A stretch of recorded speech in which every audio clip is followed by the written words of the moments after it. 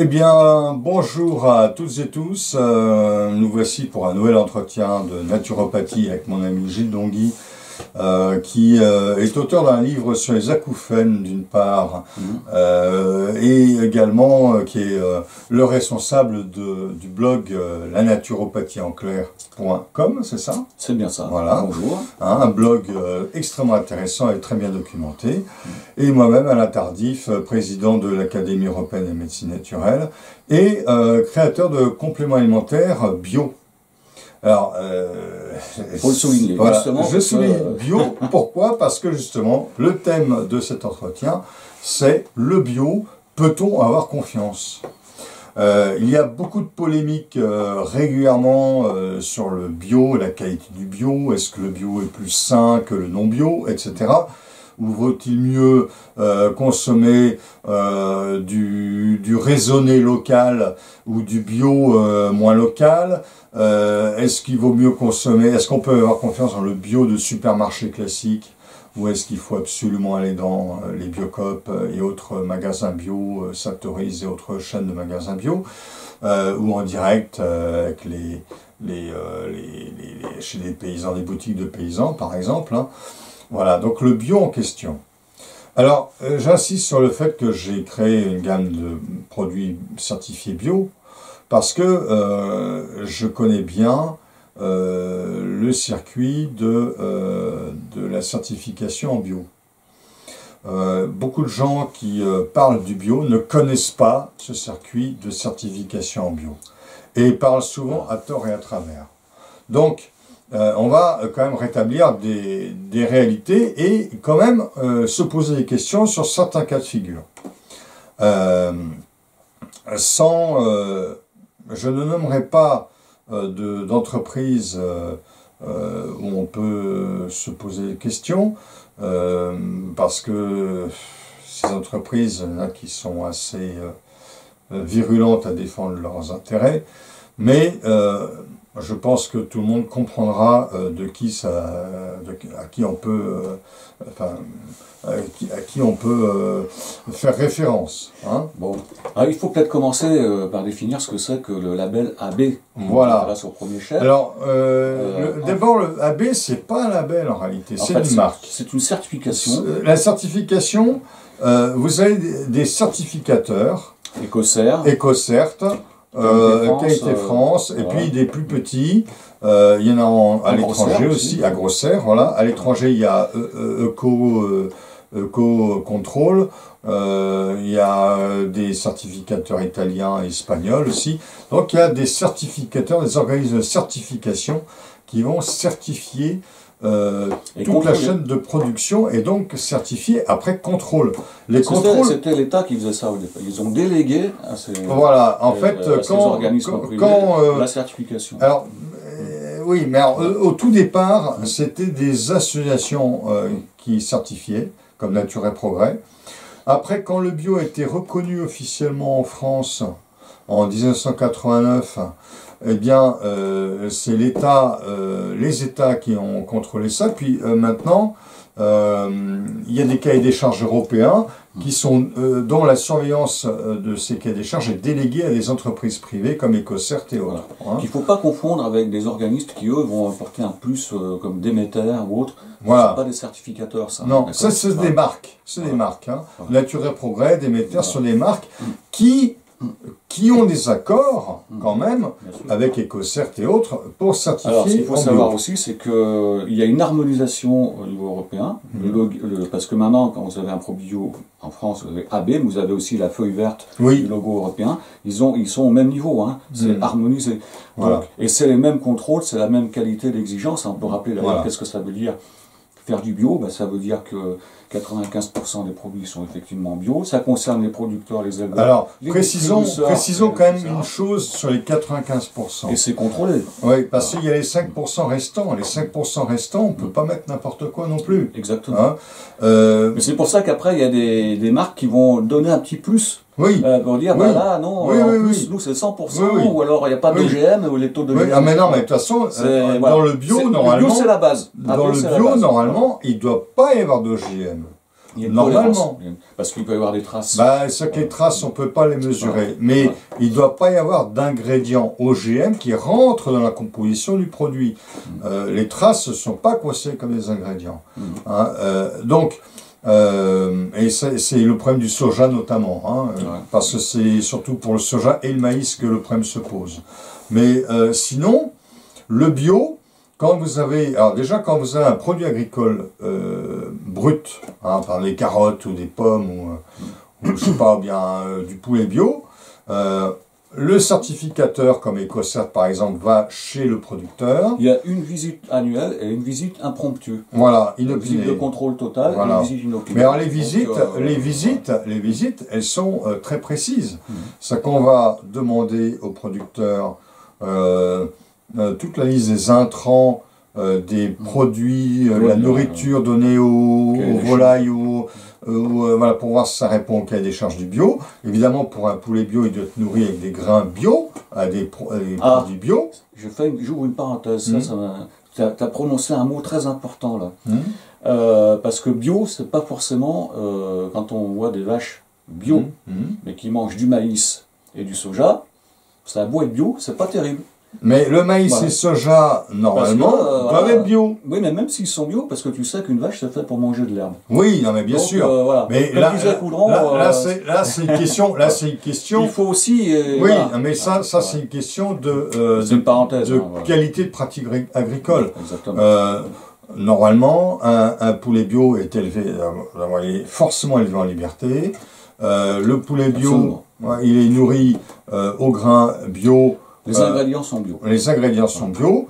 Il n'y a pas de traitement de synthèse, donc pas d'antibiotiques de synthèse. En général, les poulets sont souvent, ou les animaux sont souvent soignés à l'homéopathie. Ils ont le droit à des traitements antibiotiques, mais très mesurés en cas de problème. C'est prévu dans le Oui, alors ça c'est vraiment... Voilà. C'est vraiment s'il y a, je sais pas, une épidémie fièvre afteuse ou un truc comme ça. Mais sinon, il n'y a pas d'antibiotiques de synthèse. Les animaux sont soignés à l'homéopathie, à la phytothérapie, aux huiles essentielles. Ça participe du bien-être animal aussi, etc. Tout ça, c'est contrôlé très sérieusement. On va jusqu'à contrôler la comptabilité. Alors, du producteur. On va même aller plus loin. Il y en a qui disent des fois, ouais, mais le bio, comme si c'était comme le général de Gaulle qui disait l'Europe. Mais en fait, mais de toute façon, l'autre il a un champ à côté, il fait de l'intensif, donc son champ. Mais non, je suis désolé. Dans le cahier des charges de l'agriculture biologique, c'est prévu qu'il y ait soit des barrières naturelles, soit des barrières des zones non cultivées qui fassent le tampon. Et si les contrôles montrent que parce qu'il y a un champ à côté, ici c'est aussi contaminé et que c'est pas, les critères sont pas respectés, et les contrôles, on perd le label. Exactement. Voilà. Et les contrôles sont très précis, puisqu'on va faire des carottages des terres pour voir s'il y a des résidus de pesticides dans les terres en question. Donc c'est peut-être le... Donc il n'y a pas photo, le bio c'est la filière la plus contrôlée au monde, le bio. Hein. Ça il faut le savoir. Hein. C'est la filière la plus contrôlée au monde. Et même dans des pays, moi je suis allé visiter avec Rapunzel les productions de raisins secs, de sésame et de figues en Turquie. Les figues bio en Turquie sont produites par des figuiers dans les montagnes, où là il n'y a pas une industrie à 30 ou 40 km, hein, c'est perdu de chez perdu. Le sésame est cultivé dans une région qui est hyper protégée, où tout est bio sur le secteur. Hein, et les raisins secs sont produits dans des endroits où il y a des haies de cyprès et des terrains tampons entre les endroits non bio et les endroits bio. Donc, les bandes de terrain tampons, c'est des bandes de terrain qui font de toute façon, il y a 30 mètres, 50 mètres. Hein, nombreuses études qui ont montré que, dont la fameuse Abarak du professeur Joyeux, mais qui n'a pas été publiée, donc c'est pour ça qu'elle est plus ou moins critiquée, mais plein d'études ont montré que globalement, sauf pour certains nutriments, mais ça dépend des lieux de culture, les produits bio, notamment de l'agriculture, sont beaucoup plus riches en micronutriments et moins chargés en résidus indésirables, que ce soit les métaux lourds. Déjà, il n'y a pas de pesticides. Et un autre exemple, on va prendre par rapport à le bio qu'il y avait avant-guerre, enfin l'agriculture avant-guerre, c'était du bio. Une pomme avant-guerre contenait jusqu'à 400 mg de vitamine C. Une pomme de l'industrie de l'élevage enfin de l'agriculture intensive aujourd'hui, c'est 4 mg, 100 fois moins. Voilà. Il y a une perte de densité nutritionnelle due à l'agriculture intensive. Voilà. Et la SAO a bien stipulé qu'on pouvait nourrir tout le monde sur la planète en faisant que du bio. Voilà. Contrairement à ce que les industriels veulent nous faire croire. Ça, c'est très facile à comprendre. L'agriculteur bio va mettre des engrais naturels, riches en nutriments, par exemple des poudres de lithotame, des poudres d'algues, respect du sol, voilà, des poudres d'os, etc. Donc il y a du fumier, etc. Il y a un respect des sols. Et l'agriculteur bio a en général une connaissance des sols qui est bien supérieure à l'agriculteur intensif. Et donc, il est logique que des carottes ou des betteraves ou des salades qui ont poussé sur un terrain bio, nourris avec des engrais apportant de nombreux sels minéraux et de nombreux oligo-éléments, il est logique que ces légumes, que ces produits soient plus riches en oligo-éléments, en vitamines, etc. C'est tout à fait logique, hein, parce que dans la culture conventionnelle, on va surtout mettre du NPK. NPK, c'est le coup de masse, quoi. C'est l'engrais de base. Azote, potassium, phosphore. Voilà. Et ça, le reste est complètement occulté. C'est au détriment de tous les autres nutriments. Et on détruit la microflore, la mésofaune du sol, qui elle aussi participe à l'enrichissement du sol. Et notamment les vers de terre. Les vers de terre, par exemple. Et voilà, l'agriculture intensive, c'est un non-sens. Voilà. Alors même maintenant, la raisonnée. Alors la raisonnée, moi je suis pas pour parce que on va quand même mettre des quantités de pesticides dits raisonnés, mais le pesticide à microdose a un effet hormone-like, donc perturbateur endocrinien. Donc moi je suis pas du tout favorable à l'agriculture. C'est de la poudre aux yeux. À l'agriculture raisonnée. Pour moi, l'agriculture raisonnée est une agriculture déraisonnable. Voilà, pour les habiller pour l'hiver. Mais il y a autre chose ensuite, parce que là on a surtout parlé du bio agricole. Après, il y a le bio de transformation. Oui, mais et le bio de transformation, on peut se dire oui. Les distributeurs, les transformateurs. Voilà, on peut se dire oui, mais alors est-ce que un micro-industriel ou un artisan qui fait des biscuits bio, est-ce qu'il peut pas tricher, etc. Eh ben c'est très compliqué de tricher. Pourquoi? Parce que là aussi, EcoCert et autres certificateurs, quand ils vont contrôler les ingrédients, donc avec les factures et tout, hein, et la comptabilité, ils vont contrôler les ingrédients qui rentrent dans la composition du biscuit. Ils vont regarder, parce que la composition du biscuit doit être transmise avec les pourcentages d'ingrédients précis. Et évidemment, si le fabricant a produit 2000 tonnes de biscuits à partir de je sais pas moi, de 100 grammes de farine, là il y a un problème évidemment. Hein, d'où vient le reste de la farine, hein, s'il y a 100 grammes de farine bio. Voilà, donc tout ça c'est hyper contrôlé. Oui, tout à fait. Et comme dans tous les domaines, il peut y avoir des brebis galeuses, ça peut arriver. Ça arrive. Mais c'est une infime partie, voilà. Je veux dire que le bio est très sûr, quasiment à 99,9%. Voilà. Alors maintenant, il y a le bio de supermarché et le bio des magasins spécialisés, les Biocoop et autres, hein, les petits magasins bio, les marchés bio, etc. Et là, il y a des gens qui sont très critiques avec le bio du supermarché. Ah, pourquoi? Alors, pourquoi? Parce qu'ils ont le label AB, normalement. Ils ont le label AB, ils ont les contrôles. Alors, là encore, il peut y avoir des brebis galeuses. On peut se demander comment de grosses sociétés productrices de lait, par exemple, du jour au lendemain, fournissent tous les rayons de tous les supermarchés avec du lait bio. Bon, on peut se poser ces questions-là.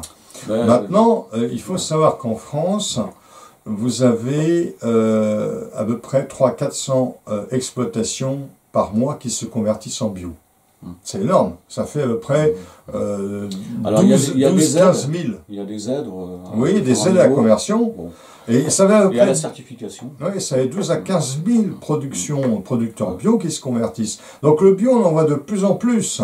Et ça, c'est très satisfaisant, parce que ça va augmenter la biodiversité, qui est personnellement chère à mon cœur, hein, cette biodiversité, au niveau faunistique et floristique.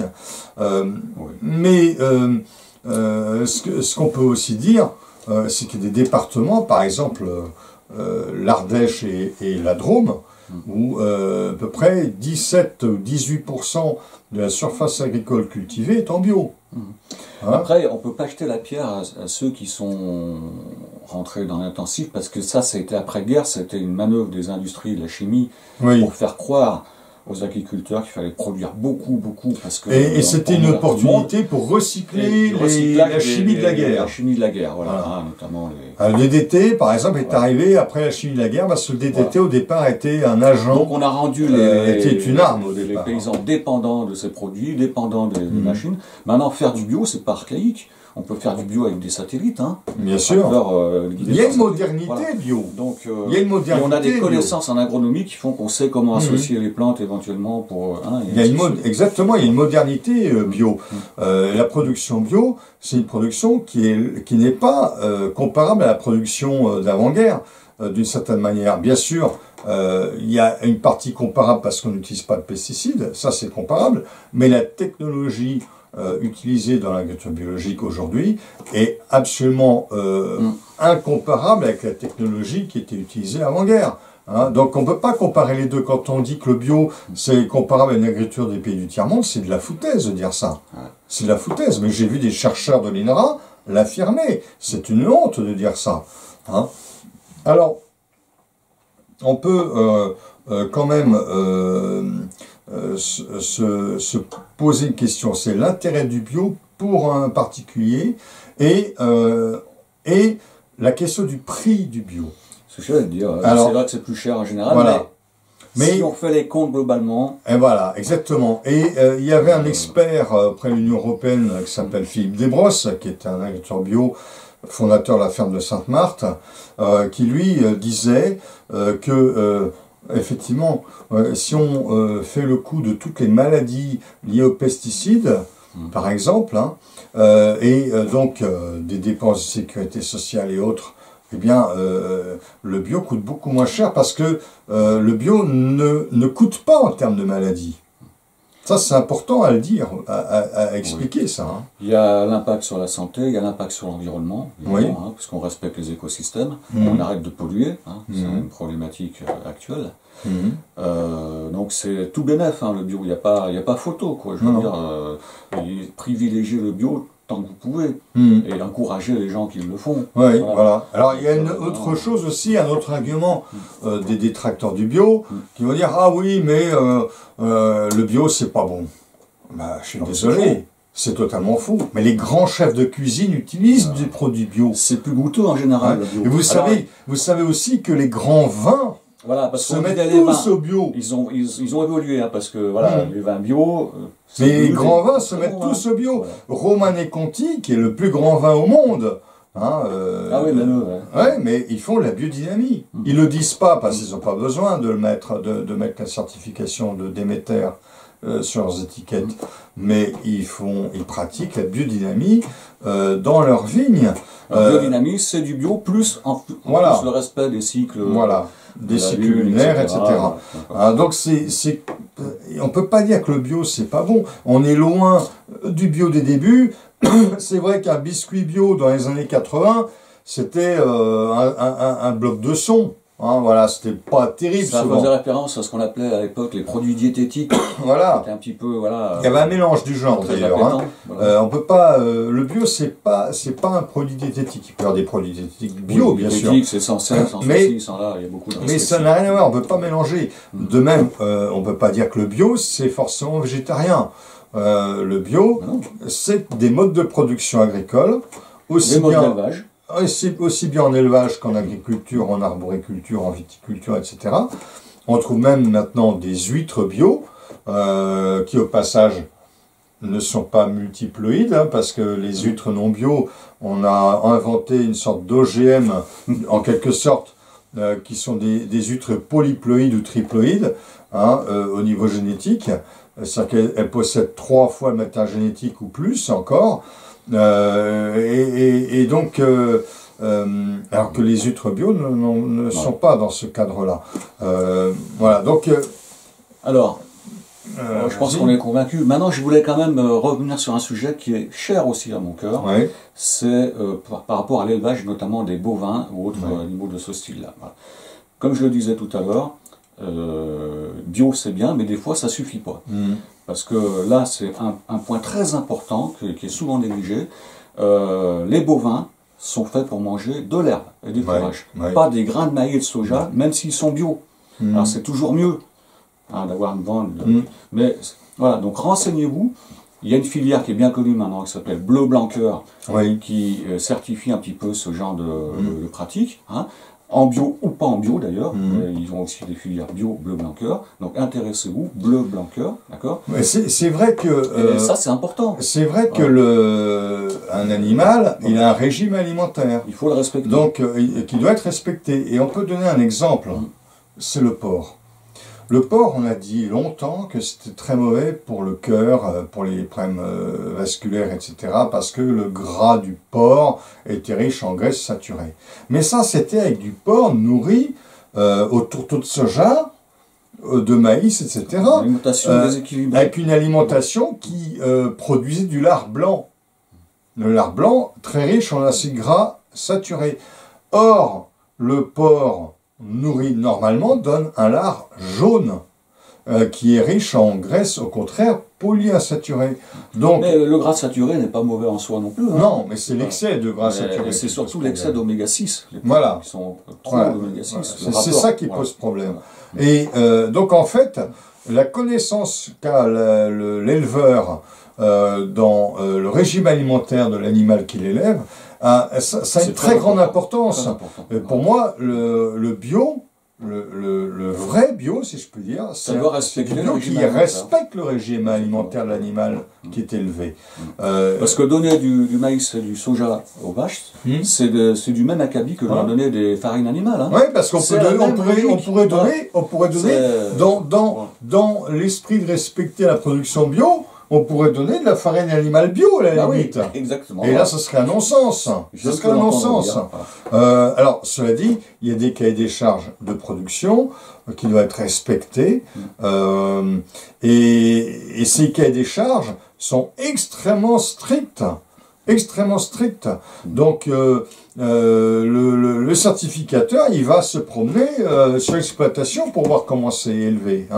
De même, moi par exemple, je fais des élixirs mères de fleurs de bac, certifiés bio. Bon, en tant que ramasseur, on a le droit au ramassage, parce que ça, on peut le dire aussi, le ramassage de produits sauvages certifiables en bio, ça existe aussi. Mais là, il y a des critères, là aussi. On doit établir des fiches de ramassage, montrer que le ramassage a été fait dans des zones non polluées. C'est sûr que si je vais faire un élixir de houx en plein cœur de Paris, dans un parc quelconque, ça ne marchera pas. Ça ne sera pas certifiable en bio. Le houx, c'est où tu le prends. Voilà. Alors, moi, je peux raconter une anecdote. Un jour, j'ai fait l'élixir d'olivier à Banyuls, près de Banyuls, sur un front de mer, sur une parcelle qui était une parcelle municipale sur un front de mer. Et moi, je pensais, bon, c'est sur un front de mer, il n'y aura pas de souci. Donc, j'ai déclaré ma fiche de ramassage et ils me l'ont refusé parce que c'était sur une parcelle municipale susceptible d'être traitée par la municipalité avec des traitements de synthèse. Donc, ils m'ont refusé ça. Et donc, du coup, je suis allé faire mon élixir d'olivier au pied du Mont Ventoux, dans un endroit, une espèce de maquis où il n'y avait rien. Et là, je me suis dit, ben là, il n'y aura aucun risque, je ne vais pas me faire retoquer ma fiche de ramassage. Donc, vous voyez, c'est extrêmement sérieux. Et pour retoquer ma fiche de ramassage, on a fait un contrôle, je me suis déplacé à nouveau sur la région de Banyuls, avec le certificateur d'EcoCert, il m'a dit, ah mais là, c'est pas possible, vous pouvez pas le certifier en bio là où c'est placé. Donc vous voyez, c'est très sérieux. Je pense que si vous aviez des doutes, vous ne devriez plus en avoir maintenant, qu'on a dit tout ça. Oui, alors, il y a une dernière chose qu'on peut dire, parce que les gens qui disent, ah oui, mais le champ d'à côté, s'il y a des pesticides, etc. Bon, on a donné déjà quelques arguments, mais il y a un argument qui est très important. On ne trouve pas du bio n'importe où. Vous ne trouverez pas du bio au cœur de la Beauce ou de la Brie. hein, là où il y a tous les champs de blé, de betteraves et de tournesol intensifs, on n'en trouvera pas du bio, là. C'est pas possible. Parce que si on fait une analyse des terres, justement, la personne qui voudrait se convertir en bio, on verra qu'il y a dedans des pesticides en grosse quantité, des traces de pesticides en grosse quantité, donc on ne peut pas convertir en bio. C'est pour ça qu'il y a des régions, des départements qui sont beaucoup plus convertis en bio, comme l'Ardèche par exemple, ou le Gers, ou la Drôme, et encore dans la Drôme, pas partout. Hein, beaucoup plus dans les montagnes drômoises que dans la vallée du Rhône. Hein. La vallée du Rhône, il n'y a pas beaucoup de bio hein, dans la vallée du Rhône. Ou alors, côté Ardèche, sur les hauteurs, où là on peut trouver du bio, effectivement, des arboricultures en bio. Donc, on n'en trouve pas partout. Hein, on en trouvera beaucoup plus facilement dans des départements peu peuplés, peu industrialisés, où l'agriculture est restée très traditionnelle. L'agriculture de montagne, par exemple, hein, les Alpes, le Jura, bon, là on peut trouver du bio. Les Vosges, hein, d'ailleurs dans les Vosges, il y a beaucoup de viticulteurs de vin d'Alsace en bio, hein, dans les Vosges. Parce que là c'est très peu mécanisé et très peu et pas traité. Hein. Donc là il n'y a pas de risque. Si vous êtes dans le Bordelais, je suis allé visiter des viticultures bio dans le Bordelais. Il y a des viticultures bio qui sont sur des sommets de collines et pas sur des grandes plaines voisinant l'agriculture intensive. Hein. Donc il y a quand même une cohérence. Il y a une cohérence, effectivement. Ce qu'il faudra idéalement, bien sûr, c'est que petit à petit l'agriculture intensive soit éradiquée. C'est peut-être difficile à entendre pour ceux qui font ce genre d'agriculture, mais je ne vois pas pourquoi il faut continuer à polluer la planète. Voilà. Alors, à l'extrême rigueur, qualité médiocre. À l'extrême rigueur, je dirais que l'agriculture non bio, on pourrait la conserver uniquement pour produire des matériaux industriels, comme l'éthanol pour les carburants de voiture, voilà. Comme des matériaux qui vont ça posera toujours le problème de la pollution de l'environnement. Après, il y a les pollutions de l'environnement localement. Hein, donc, mais dans un premier temps, si on doit garder du non-bio, c'est pour une agriculture qui est destinée à de l'industrie et non pas de l'alimentation. Bon, en tout cas, pour ça, il faut qu'il y ait une masse critique, hein, c'est-à-dire que les gens consomment de plus en plus de bio, qu'il y ait des incitations. Et voilà. Ça fera baisser les prix. Et si un jour tout le monde fait du bio, bah, on aura tout gagné. Bon, voilà. Et ça fera baisser les prix. Et ça fera baisser les prix, bien sûr. Voilà. Voilà. Eh bien, écoutez... je voulais quand même préciser, revenir un peu sur mon sujet de tout à l'heure. Manger bio, c'est bien, mais il faut quand même pas oublier les autres critères de la bonne nourriture, c'est-à-dire équilibré, etc. Oui. Parce que si vous mangez, comme disait mon prof, que des pommes de terre bio, vous ferez un diabète bio. Voilà. Bon, et puis si vous buvez 3 litres de vin bio par jour, vous serez un alcoolique bio. Voilà. Donc, et oui. Donc, il y a le bio, c'est un des piliers de l'alimentation saine. Voilà. Mais il y a les autres piliers, le réglage alimentaire, la qualité de l'aliment, la qualité de la cuisson, de la cuisine, etc. Voilà, il y a tout ça qui rentre en ligne de compte. Eh ben, je souhaite un bon appétit avec du bio. Hein, voilà, mettez-vous au bio, et puis vous nous en direz des nouvelles. Voilà, le bio, c'est bon. À bientôt. Bien. Merci de votre attention.